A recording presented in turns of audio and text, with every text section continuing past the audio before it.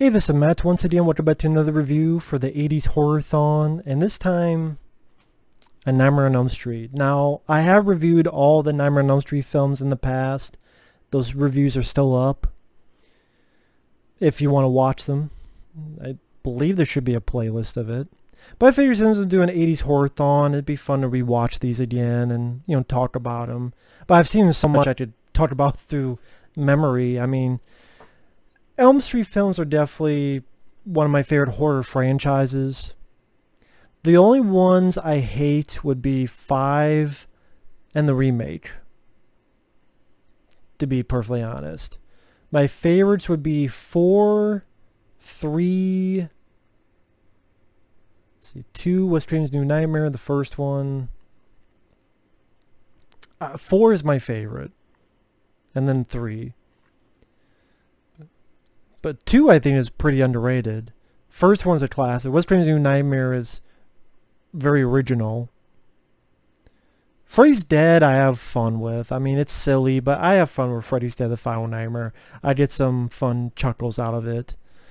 But, I mean, the original Nightmare on Elm Street, what more can be said that has been said before? I mean, people already know how it was made. The stories Wes Craven told about this guy who scared the hell out of him when he was a kid. Of course, this came out around the same time as Dream State, which also had dealt with dreams and a figure that had, stuff with his hands. The script, Wes Craven had written it, and all the studios passed, including Paramount. And then Bob Shaye said, hey, we'll do it. And then it took years to get the money. The success of this film and then the franchise really helped build New Line Cinema. And granted, they're not really around anymore. But for a while, I mean, because, they released films like the 90s Ninja Turtle movies, Mortal Kombat, Rush Hour films, Friday, and quite a few others. A lot of films I enjoy. But I mean, Robert Englund as Freddy Krueger, perfect casting, did an excellent job. He's definitely the scary Freddy in this and part 2. Heather Langenkamp as Nancy, very likable, very easy to root for her. Her friends are likable. I mean, her boyfriend is played by Johnny Depp. It seemed like they were trying to do a reversal, like you think this other girl, Tina, will be the lead, but then Amanda Wyss, she gets killed, and it's really Nancy as our hero. John Saxon as her dad. John Saxon, good character actor. I mean, this is a time when John Saxon, after Enter the Dragon, he was doing these whatever films or just trying to find a job. I mean, he was in Cannibal Apocalypse, which I reviewed on here. Beyond Evil, which was, I reviewed that during this marathon. That's awful. Beyond Evil. Beyond awful. But this was probably a film, I would bet before he did it, be like, okay, like, there's another movie like this. At least I'm getting paid. But I would guarantee he was surprised by the success of it, by the quality of it. And it's a really good idea. What if you had someone who,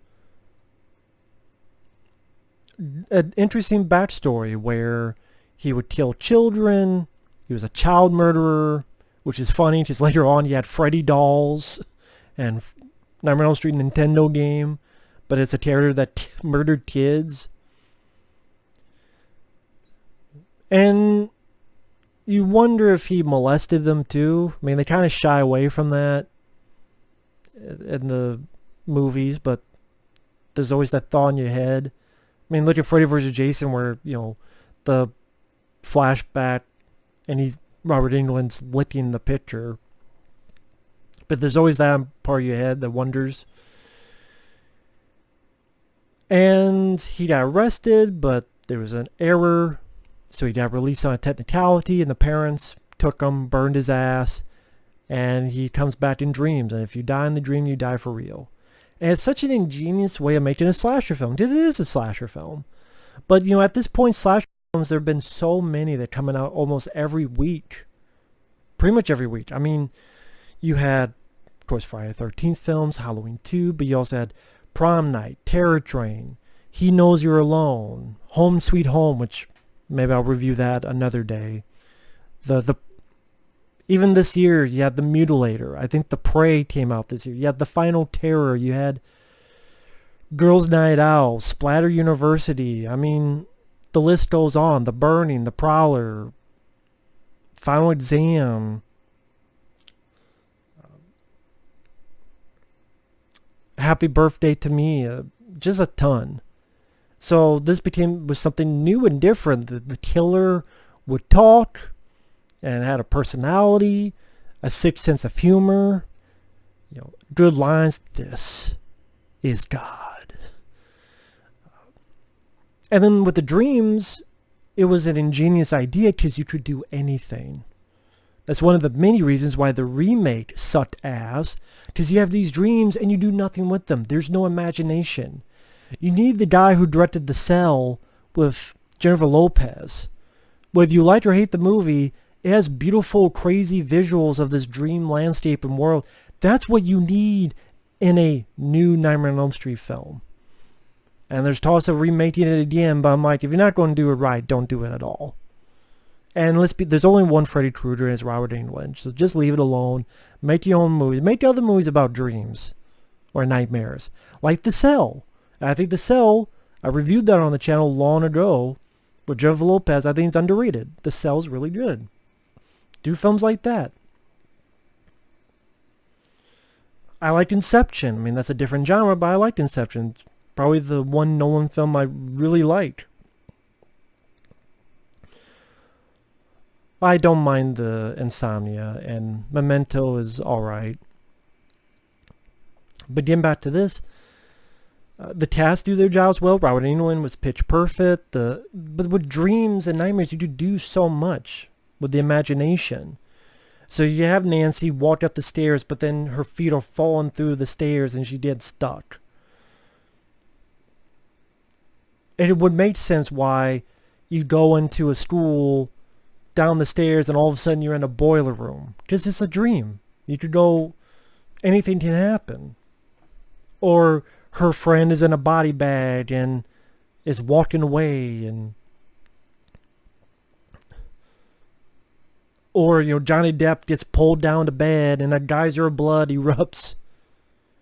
Which makes me wonder if that's what happened in the dream, what did people actually see in reality? I know there was a deleted scene where Johnny Depp's body got pushed up.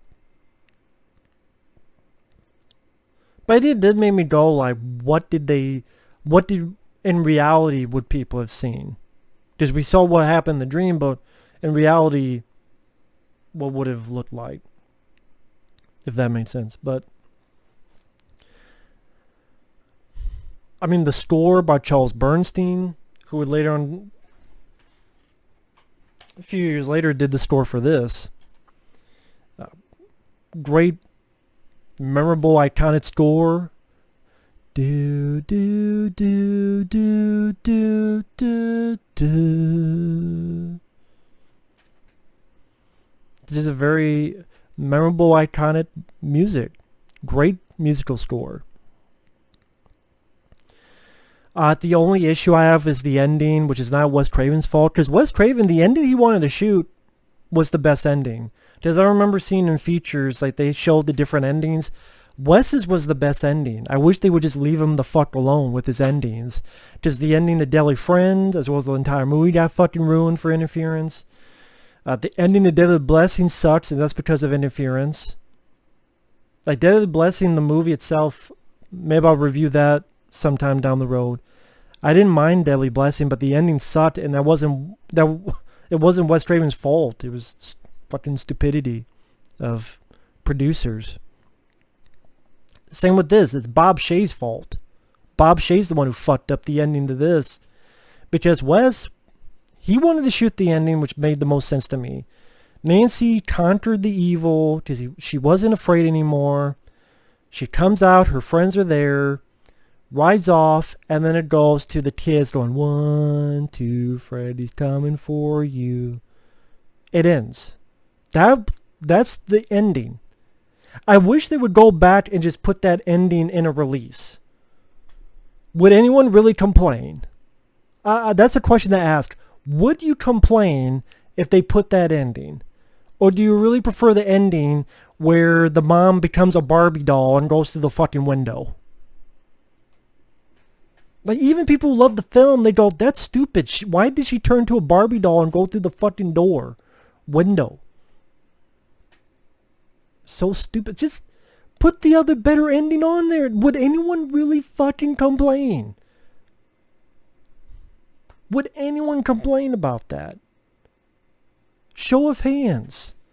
Put the better ending as part of the film. We have the technology to do that. Just do the shit. See, I'm kicking the damn thing. Just that's like the one flaw I have with the movie. But the rest of it, ingenious concept, great cast. Heather Langenkamp is very capable and likable and strong and not a damsel in distress. This was my introduction to the Evil Dead. Because Nightmare on Elm Street, I saw the Elm Street films 1 through 6 many, many times. Well, 5 less, because that's the one I don't like. But the others many times. I had them taped on VHS tape. 1, 2, and 3 in one, 4, 5, and 6 on another. Which was cool, because the other 4, 5, and 6, 4 is my favorite, so I could just pop that in and watch that. Then it would suck, because sometimes I had to fast forward through 5 in order to get to 6. For all you remember VCRs, you had to do this thing called fast forwarding. And I remember like the characters are watching this movie on TV, and I thought it was like a movie made up for the movie. I didn't know it was a real movie. And then many, many, many years later, I saw The Evil Dead. I go, that's the shot from Nightmare on Elm Street. And apparently the reason being was in Wes Craven's The Hills Have Eyes, there was a ripped up poster of Jaws. Then when Sam Raimi did The Evil Dead, in the basement of that cabin, they decided to have a ripped up poster of Hills Have Eyes. And then Wes Craven's like, thanks for the nod. I'm going to put a nod where they're watching The Evil Dead. Then Sam Raimi put a nod because I believe in Evil Dead 2, if you watch in the word shed, there's like a Freddy glove somewhere in there. I believe that's the case. I could be wrong, but I think in the word shed, you can see like a Freddy glove somewhere. Could be wrong on that, but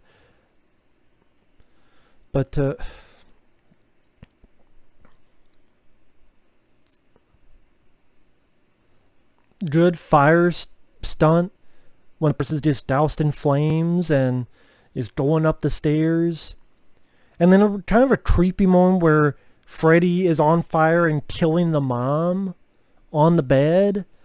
When you think about it, it's very creepy. And then, you know, if they kept Wes's ending, would have been a satisfying ending. But then Bob Shaye had to fuck it up. I know Bob Shaye wanted Freddy to drive the car, and then here's this stupid meeting of the minds where, no, we're just going to have the mom turn to a Barbie doll and go through the door.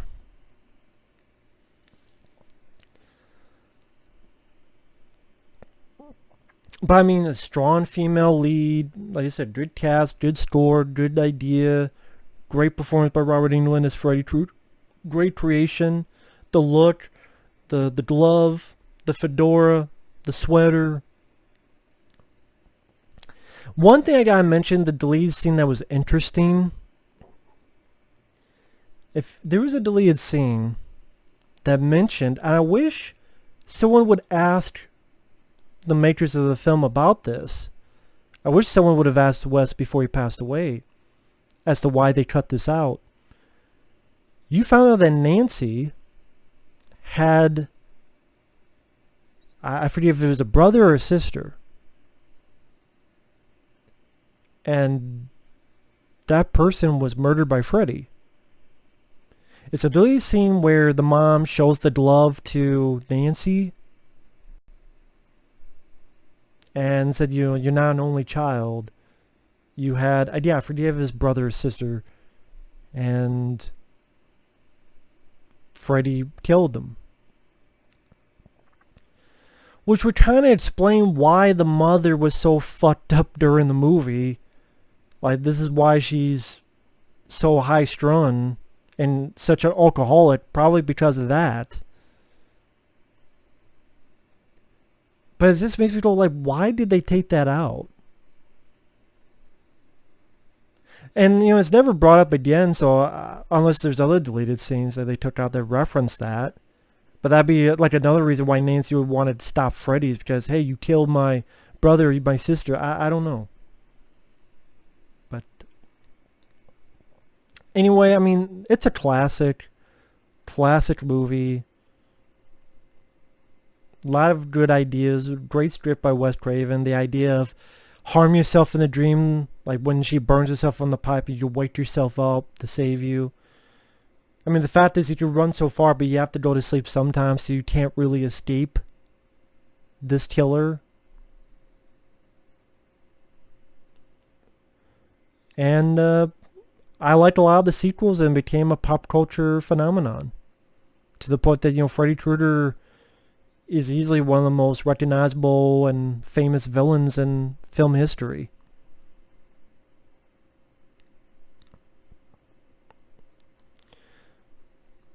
But yeah, what more can I say? It's a classic. So thanks for watching.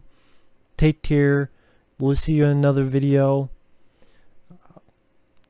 It'll be a while, but I mean, I've reviewed all the Elm Street films in the past. If you want to hear my thoughts on them, just go to my channel, or wait until sooner or later I'll eventually re-review Nightmare on Elm Street Part 2 Freddy's Revenge, which I think is an underrated sequel. You've got the body, I've got the brain. I really enjoy that movie, and yeah, if you want to know why, either go back and watch my old review that's still on the channel, or wait till I re-review it. But anyway, thanks for watching, take care, and we will see you guys later. Bye-bye.